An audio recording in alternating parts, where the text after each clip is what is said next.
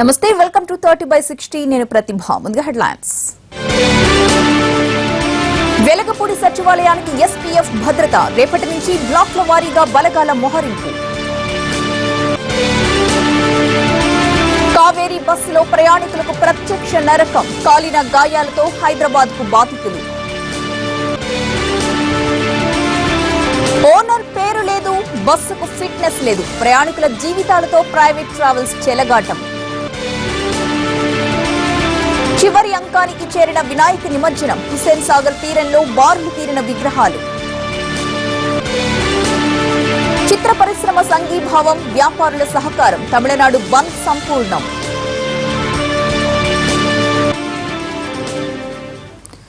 కర్ణాటకలోని హుమ్నాబాద్ వద్ద జరిగిన బస్సు ప్రమాద బాధితులు హైదరాబాద్ కు చేరుకున్నారు కాలిన గాయాలతో ఉన్న క్షతగాత్రులు ఇంకా ప్రమాదం షాక్ నుంచి కోలుకోలేదు హైదరాబాద్ రాగానే బంధువులను చూసి కన్నీళ్లు పెట్టుకున్నారు వెంటనే క్షతగాత్రులను ఆసుపత్రికి తరలించి చికిత్స అందిస్తున్నారు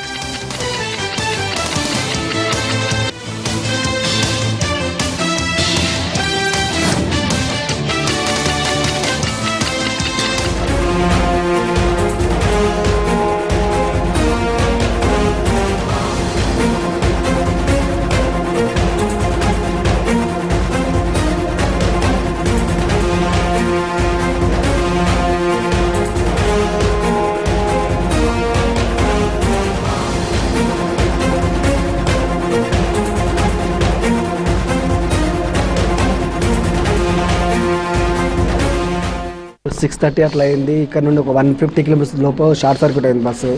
డ్రైవర్ వాళ్ళు తొందరలో అందరినీ లేపేసి అందరినీ బయటకు పంపించేసారు. మేము ఇంకొక పిల్లోడు కూడా పాపం దాంట్లోనే ఉండిపోయింది. జస్ట్ 3 years బాబు లోపలే ఉండిపోయింది, కాలిపోయింది. 10 minutes లోపు మొత్తం అంతా ఎక్కడెక్కడ మొత్తం బ్లాస్ట్ అయిపోయింది బస్సు అంతా. 6:30 అయింది. ఒక 5 నిమిషాలు అందరినీ బయటకు పంపించేసారు. మా పిల్లలు ఉండిపోయారు, నిద్రపోతారు అనేసి నేను మళ్ళీ 2 సార్లు నేను ఎక్కిన. అందరూ వెళ్ళిపోయారు, అక్కడ బ్యాక్ సైడ్ ఫ్రంట్ అంతా దిగినారు. నేను మా మిస్సెస్ని తీసుకొని రావడానికి వెళ్ళినప్పుడు ఇది ఎక్కువ అయింది. పిల్లల్ని తీసుకున్నప్పుడు కొంచెం షార్ట్ అయింది. అప్పటికి మా ఫాదర్ని వాళ్ళందరి కిందికి పంపించేసిన. ఫస్ట్ ఆమె ఒక్కత అక్కడ ఉండిపోయింది. ఆమె తీసుకురావడానికి వెళ్ళే వరకు ఇది అంతా పోయింది. షిరిడి నుంచి 29 మంది ప్రయాణికులతో బస్సు రాత్రి 8 గంటలకు హైదరాబాద్ బయలుదేరింది. హుమ్నాబాద్ వద్దకు రాగానే ఒక్కసారిగా మంటలు చెలరేగాయి. షార్ట్ సర్క్యూటే దీనికి కారణమని భావిస్తున్నారు. ఏం జరిగిందో అర్థమయ్యేలోపే బస్సులో ఉన్న వారిని మంటలు చుట్టుముట్టాయి. ప్రాణభయంతో అందరూ పరుగులు తీశారు. గాయపడిన వారికి మొదట హుమ్నాబాద్ ప్రభుత్వాసుపత్రిలో ప్రాథమిక చికిత్స అందించారు. తరువాత హైదరాబాద్ తరలించారు. కాలిన గాయాలతో ప్రయాణికులు నరకం చవిచూశారు.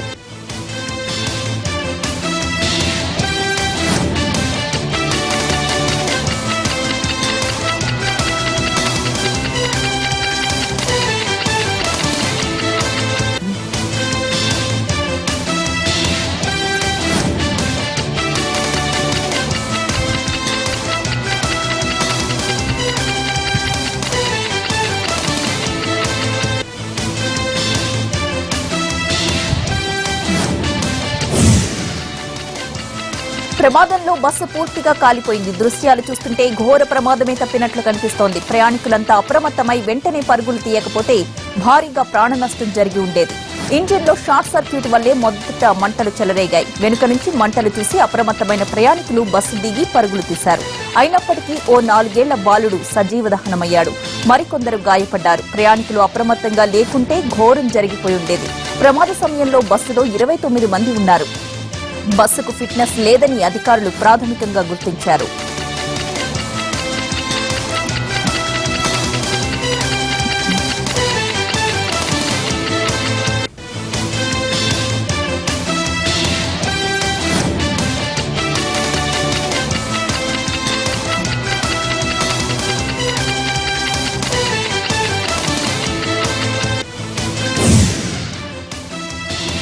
కర్ణాటక బస్సు ప్రమాదంలో పెను ముప్పు తప్పింది. చాలా మంది సురక్షితంగా బయటపడగా మరికొందరికి స్వల్పంగా గాయాలయ్యాయి. అయితే మృతి చెందిన 4 ఏళ్ల బాలుడు రియాన్ను మాత్రం దురదృష్టం వెంటాడింది. మంటలు చెలరైగాయన్న హడావుడిలో రియాన్ తల్లిదండ్రులు వేగంగా బస్సు దిగిపోయారు. రియాన్ను అతని తండ్రి తీసుకెళ్లుంటాడని తల్లి తీసుకెళ్లుంటుందిలే అని తండ్రి అనుకున్నారు. కానీ ఆ టెన్షన్లో బాబుని బస్సులోనే మర్చిపోయారు. కిందకు దిగాక చూస్తున్నప్పటికీ లాభం లేకపోయింది. అప్పటికే మంటలు బస్సు మొత్తం వ్యాపించాయి. అందరూ చూస్తుండగానే ఆ చిన్నారి సజీవ దహనమైపోయాడు. తమ బాబుని చేతులారా దూరం చేసుకున్నామంటూ గుండెల విసేలా రోధిస్తున్న తల్లిదండ్రుల్ని ఓదార్చడం ఎవరి వల్ల కాలేదు.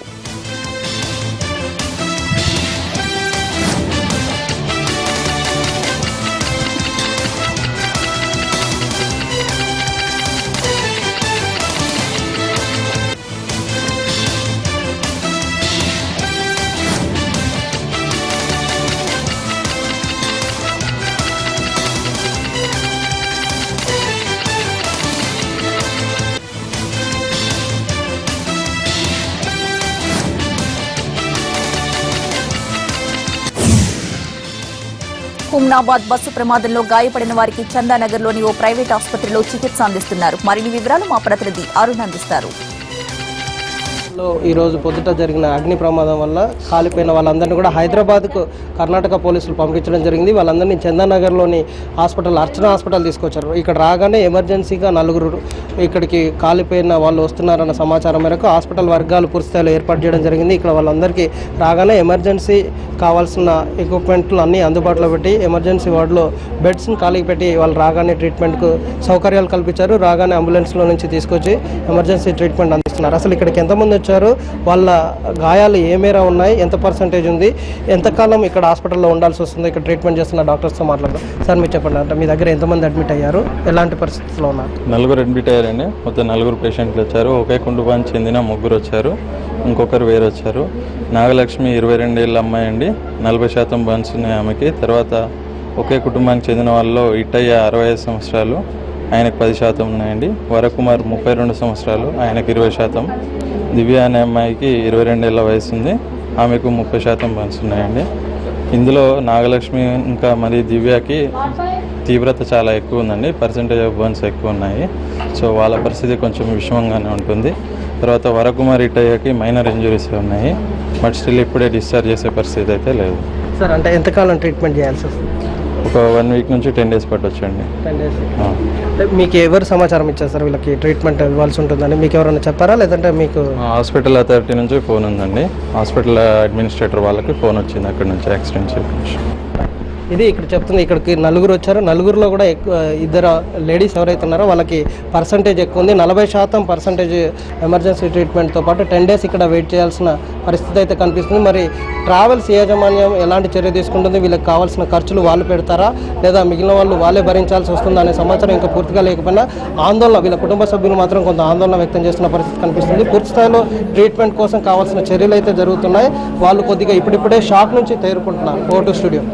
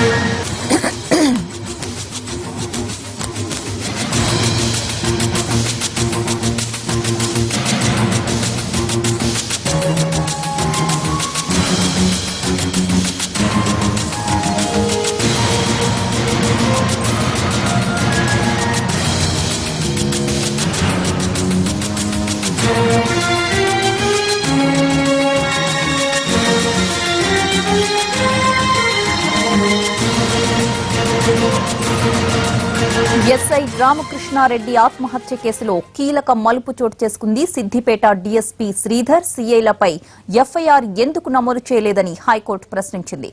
డీఎస్పీ, సీఐ వేధింపుల కారణంగానే ఆత్మహత్య చేసుకున్నట్లుగా రామకృష్ణారెడ్డి సూసైడ్ నోట్లో ఆరోపించారు.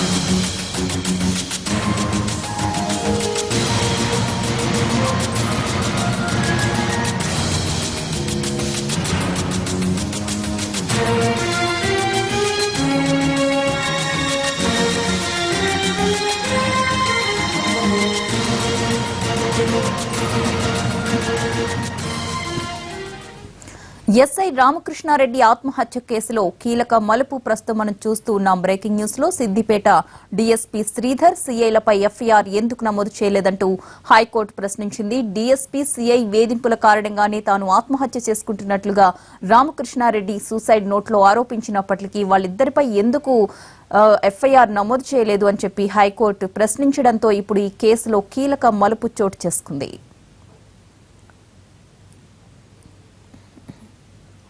ప్రత్యేక హోదా అంశం 100% చచ్చిపోయిందని సంచలన వ్యాఖ్యలు చేశారు బీజేపీ రాజమండ్రి అర్బన్ ఎమ్మెల్యే ఆకుల సత్యనారాయణ. ఏపీ అభివృద్దిపై కేంద్రం నిర్దిష్టమైన ప్రణాళికతో ముందుకు వెళుతోందన్న ఆయన పరిశ్రమల రాయితీకి ప్రత్యేక హోదాకు ఎలాంటి సంబంధం లేదన్నారు. రేపు ప్రధాని మోడీ పుట్టినరోజు సందర్భంగా కాంగ్రెస్ నేతలు నిరసనలకు పిలుపునివ్వడం సరికాదన్నారు సత్యనారాయణ. దానివల్ల వచ్చే లాభాలను కూడా నిర్దిష్టంగా ఈనాటికి తెలియజెప్పనందుకు మేమందరం కూడా ఇవాళ తెలియజెప్తా ఉన్నాం ప్రజలందరికీ కూడా. ఏ విధంగా అయితే కాంగ్రెస్ అధిష్టానంతో మాట్లాడితే వాళ్ళు మాట్లాడడానికి స్థాయి లేకుండా కొంతమంది బయట, కొంతమంది లోపల, కొంతమంది పెప్పర్ సాల్ట్ ఇవన్నీ చిమ్ముకుంటా కూర్చున్న సందర్భంలో ఆనాడు రాజ్యసభలో అరుణ్ జైట్లీ గారు కానీ వెంకయ్యనాయుడు గారు మాట్లాడి ఉండకపోతే ఆ చట్టం ఒకటే కాగితం పట్టుకుని మనం ముందుకు వెళితే ఏ విధంగా ఉండేది అనేది ఒక్కసారి ఊహించుకోండి.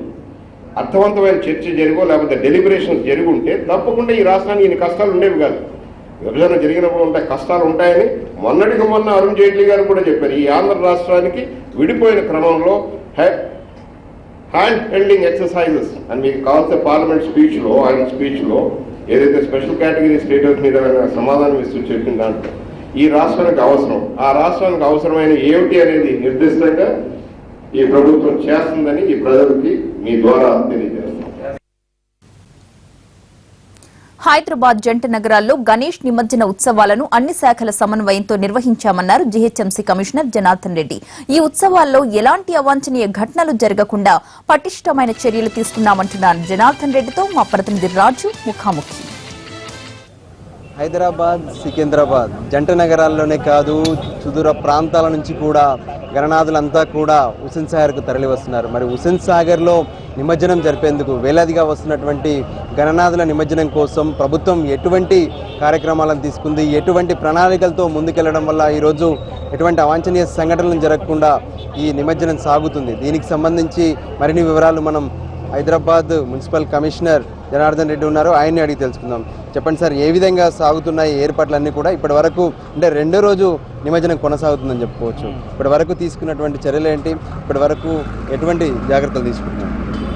అంటే ముఖ్యంగా ఏంటంటే మొదటి నుంచి కూడా కటింగ్ ఎడ్జ్ లెవెల్లో అటు మండపం స్థాయిలో ఉన్నటువంటి ఉత్సవ కమిటీ సభ్యులు, తర్వాత అక్కడే ఉన్నటువంటి మన అన్ని శాఖల అధికారుల మధ్యన సమన్వయం అండ్ ఉన్నత స్థాయిలో కూడా సమన్వయం, రాష్ట్ర ప్రభుత్వ స్థాయిలో కూడా and group of ministers meeting పెట్టి అన్ని శాఖల వాళ్ళు కింది స్థాయి వరకు సమన్వయంగా పనిచేస్తే బాగుంటుంది. వాళ్ళ యొక్క నీడ్స్ ఏంటి, ట్రాఫిక్ ఇష్యూస్ కానీ, ఎలక్ట్రిసిటీ రిలేటెడ్ ఇష్యూస్ కానీ, శానిటేషన్ రిలేటెడ్ ఇష్యూస్ కానీ, యూరినల్స్ కానీ, టాయిలెట్స్ కానీ అండ్ ఇవన్నిటి మీద మొదటి నుంచి ఒక పక్కా ప్రణాళికతో వెళ్ళటం. అట్లాగే అన్ని శాఖలలో ఉన్నటువంటి ఉద్యోగులు ఈ సంవత్సరం కొత్తగా చూసింది ఏమంటే చాలా సమన్వయంతో పనిచేశారు అండ్ దానివల్లనే ఇది మనం చేయగలిగాం. ఇంకా ఎన్ని విగ్రహాలు ఉన్నాయంటున్నారు? ఎప్పటిలోగా పూర్తవుతుందని అంచనా వేస్తున్నారు? గతంలో 3-4 రోజుల వరకు ట్రాఫిక్ ప్రాబ్లం ఉండేది, ఇవి వచ్చేవి. ఇప్పుడు అన్ని వైపుల ట్రాఫిక్ కూడా క్లియర్ చేయడం వలన కొంచెం వీటికి ఇంటర్సెప్ట్ అవుతున్నాయి. లేట్ అయినటువంటి వాటికి 1 or 2 అవర్స్లో మొత్తం అయిపోతాయని అని చెప్తున్నాను. నిన్న ఉదయం నుంచి కూడా విడినటువంటి వర్షం ఎటువంటి జాగ్రత్తలు తీసుకున్నారు మీ శాఖ తరఫున? It was a big challenge for the administration. ఒక సైడ్ ఏమో బక్రీద్ పండుగ అండ్ దాని తర్వాత ఉత్పన్నమైనటువంటి శానిటేషన్ ఇష్యూస్ అండ్ నెక్స్ట్ డేనే ఆ రాత్రంతా సెకండ్ డే మళ్ళీ బ్రహ్మాండమైన వర్షాలు కనివినేరుగా రీతిలో కొన్ని ప్రాంతాల్లో హైదరాబాద్లో భారీ వర్షాలు పడటం, దానివల్ల ఉత్పన్నమైనటువంటి water stagnation issues, traffic issues, sanitation issues and followed by third day Vinayaka నిమజ్జనం. దాని తర్వాత లక్షలాది మంది ప్రజలు, భక్తులు దీని మీద వచ్చేటువంటి అవకాశం. అట్లాగే శానిటేషన్కి సంబంధించినటువంటి, లా అండ్ ఆర్డర్ సంబంధించినటువంటి, ట్రాఫిక్ సంబంధించినటువంటి సమస్యలు అండ్ లక్కీలీ హైదరాబాద్ ప్రజలు కూడా బాగా అర్థం చేసుకుంటున్నారు. అంటే అడ్మినిస్ట్రేషన్కు ఉండేటువంటి సమస్యలు, అట్లాగే ఈ గణేష్ ఉత్సవ కమిటీ అండ్ ఈ మండపాల కమిటీలో ఉన్నటువంటి వారు కూడా చాలా చక్కని సమన్వయం, వారికి ఉన్నటువంటి సమస్యలను ఎక్కడికక్కడ కింది స్థాయిలో ఉన్నటువంటి అధికారులకు చెప్తే పై అధికారుల వరకు వెళ్లకుండానే 99% పరిష్కారం అయిందని బట్టి and I really congratulate all the employees of all the departments. ఇంత చక్కని సమన్వయంతో వాళ్ళు పనిచేస్తారు. భవిష్యత్తులో కూడా ఈ విధంగా చేసినట్టయితే మరి మన హైదరాబాద్ నగరం యొక్క కీర్తి ప్రతిష్టలు పెరిగేటువంటి అవకాశం ఉంటుంది. సాగర్లో పెద్ద ఎత్తున ఇప్పుడు నిమజ్జనం కోసం వేసినటువంటి ప్లాస్టర్ ఆఫ్ ప్యారిస్, మరోవైపు రోడ్డుపై పోగైనటువంటి చెత్తా చెదారాలు, వీటన్నిటిని క్లీన్ చేయడానికి ఎంత సమయం పట్టొచ్చు, ఎన్ని రోజులు పట్టొచ్చు, దీనిపైన ఏమైనా అంచనాకు వచ్చారా ఇప్పటి వరకు? ఎస్, ఇదేమో హెచ్ఎండిఏ వాళ్ళు చేస్తారు. వాళ్ళు కూడా అంచనా వేశారు. ఇమ్మీడియట్గా అక్కడ అందులో ఉన్నటువంటి ప్లాస్టర్ ఆఫ్ ప్యారిస్ను తీయడానికి హెచ్ఎండిఏ కృషి చేస్తుంది. అట్లాగే నగరంలో అటు బక్రీద్ సందర్భంగా ఉత్పన్నమైనటువంటి అడిషనల్ గార్బేజ్ మొత్తాన్ని కూడా 24 గంటల్లో క్లియర్ చేయడం జరిగింది. నిన్నటి నుంచి కూడా మీరు చూస్తున్నారు ఎక్కడికక్కడ క్లియర్ చేస్తున్నాం. దాదాపుగా మనకు రోజు 4000 టన్నులు మనకు చెత్త వస్తే నిన్న ఈ రోజు కలిసి ఇంకొక 3000-4000 అంటే నగరం నార్మల్ డేస్లలో ఉత్పత్తి చేస్తున్నటువంటి గార్బేజ్ ఆల్మోస్ట్ డబుల్ అవుతుంది అనమాట ఈ రోజులో. దాన్ని మేము 24 గంటల్లో క్లియర్ చేయడానికి ప్రయత్నం చేస్తున్నాం. ఎక్స్ట్రా వెహికల్స్ పెట్టడం జరిగింది, ఎక్స్ట్రా మ్యాన్ పవర్ కూడా పెట్టడం జరిగింది and round the clock monitor చేస్తున్నాం and definitely will do this. చివరగా మీరు అనుకున్నటువంటి ప్రణాళిక పక్కాగా అమలు చేసి సక్సెస్ అయ్యారు కదా, ఏమనిపిస్తుంది? చాలా సంతోషం అనిపిస్తుంది. అంటే ఇలాంటివి వచ్చినప్పుడు బాధపడే కంటే అందరం కలిసి పనిచేస్తే ఇది ఒక పండుగ లాంటి వాతావరణం. అంటే ఒక చిన్న సమన్వయ లోపం అయితే చాలామందికి ఇబ్బందులు అయ్యేటువంటి అవకాశం ఉంటుంది. కాబట్టి మనం ఉన్నటువంటి సమస్యల యొక్క ఉధృతిని తగ్గించాలి, కానీ ప్రభుత్వం తరఫు నుంచి కానీ లేకపోతే జిహెచ్ఎంసీ తరఫు నుంచి అన్ని శాఖల తరఫు నుంచి వాటిని పెంచొద్దు. మన వల్ల ఒక సమస్య యొక్క ఉధృతి సీరియస్ కాకూడదు, తప్పనిసరిగా సమస్య రాకూడదు, ఒకవేళ వస్తే తగ్గించాలనేటువంటి దృక్పథంతో అన్ని శాఖల అధిపతులు, అన్ని శాఖల ఎంప్లాయీస్ పనిచేస్తున్నారు. ఇది ఒక మంచి శుభ పరిణామం. భవిష్యత్తులో కూడా సంఘటితంగా వీటన్నిటిని కూడా ఒక మంచి ప్రేమపూర్వక వాతావరణంలో ఎవరి ఉద్యోగాన్ని వాళ్ళు ఒక మంచి ఐ లవ్ మై జాబ్ అనేటువంటి కాన్సెప్ట్తో ముందుకు వెళ్తే ఇలాంటి వాటిని అవలీలగా మనం చేయొచ్చు. అండ్ అట్లాగే ప్రెస్ నుంచి కూడా, సివిక్ సొసైటీ నుంచి కూడా, ప్రజల నుంచి చాలా చక్కని సహకారం దొరికింది. వాళ్ళందరికీ కూడా అభినందనలు, ధన్యవాదాలు. మొత్తానికి అధికారులు ఛాలెంజింగ్గా తీసుకున్నారు, ఉద్యోగులు ఆసక్తిగా పనిచేశారు. మొత్తానికి నిమజ్జన కార్యక్రమం అనేది ప్రశాంతంగా సాగుతుంది. కొద్దిసేపట్లో నిమజ్జన కార్యక్రమం పూర్తి కాబోతుంది. కెమెరా పర్సన్ శివతో రాజు. బ్రేక్ తీసుకుందాం, stay with us.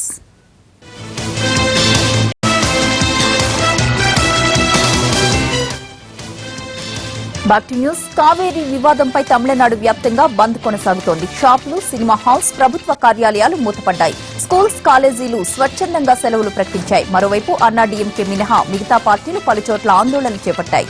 Egmore railway station ఎదుట నిరసన చేపట్టిన స్టాలిన్ మరో 4 డీఎంకే ఎమ్మెల్యేలను పోలీసులు అదుపులోకి తీసుకున్నారు.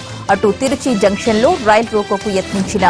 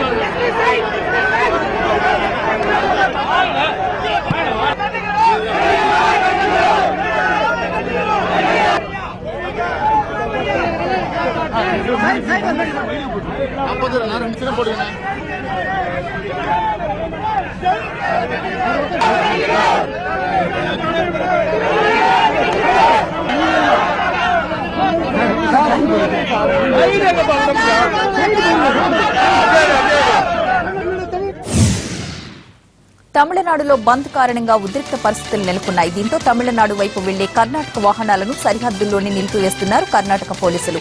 ఇరు రాష్ట్రాల బోర్డర్లో భారీగా ర్యాపిడ్ యాక్షన్ ఫోర్స్ సహా పోలీసుల్ని కూడా మోహరించారు. దీంతో ట్రావెల్స్ బస్సులు, ప్రైవేటు వాహనాలు వెనక్కి వెళ్లాల్సిన పరిస్థితి ఏర్పడింది.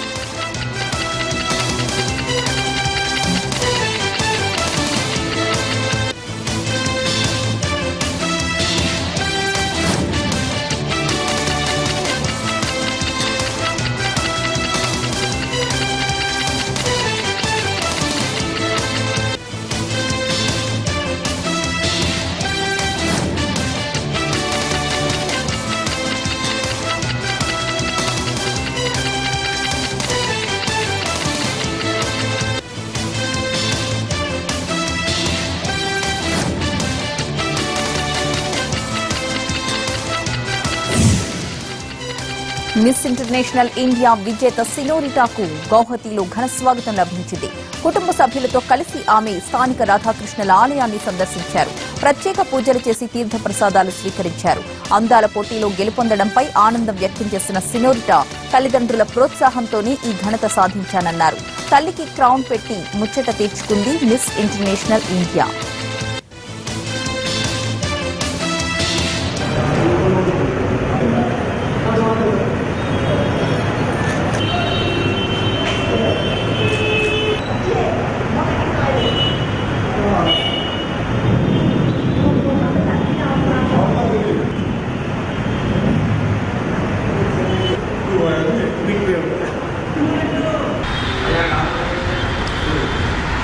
मिस इंटरनेशनल जो पैजेंट है वो दुनिया का सबसे टॉप 4 पैजेंट में आता है, तो मेरे ऊपर बहुत बड़ा रिस्पॉन्सिबिलिटी है क्योंकि आज तक इंडिया में वो क्राउन वापस नहीं आया है. तो अगर मैं वो क्राउन वापस लेके आती हूँ इंडिया के लिए तो वो बहुत बड़ी बात होगी. और बिल्कुल कहना चाहूँगी कि अभी मैंने जो इंडिया में मिस इंटरनेशनल इंडिया का टाइटल जो जीता है वो भी मेरे लिए बहुत बड़ी अचीवमेंट है. मॉम डैड मेरा फैमिली का सपोर्ट, आप लोग का सपोर्ट की वजह से ये सब पॉसिबल हुआ है. जो प्यार मुझे 2015 मिस इंडिया के टाइम से मिलता आ रहा है, तभी भी मुझे मिस मल्टीमीडिया, मिस पॉपुलर का टाइटल जो आप लोगों की वजह से मिला है और टॉप 10 फाइनलिस्ट जो मैं बनी थी.